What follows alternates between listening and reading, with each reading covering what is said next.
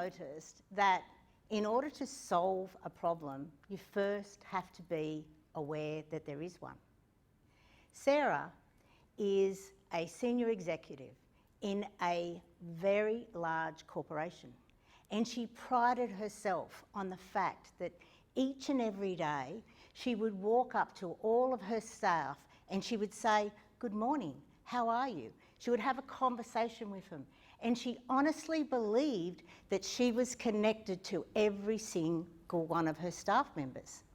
Until one day, when Mary said to her, after she had asked, "How are you today, Mary?" She said, for the next 20 minutes, she told Sarah exactly how her life was.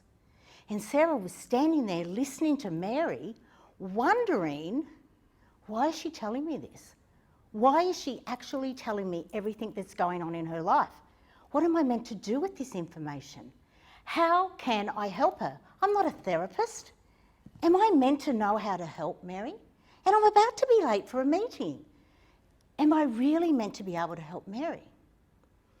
So she said something polite to get away from Mary, and then she continued on with her day.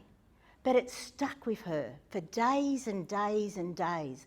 And Sarah started to wonder, when did "how are you" become such a meaningless interaction with no connection, where the person who is asking the question really doesn't want to know, and the other person who is answering the question doesn't really tell the truth?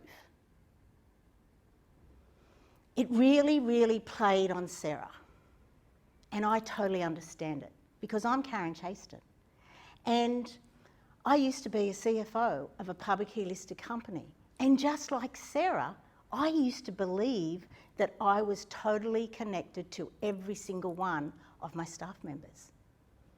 I had to become a Beyond Lost expert for me to truly understand that I wasn't connected.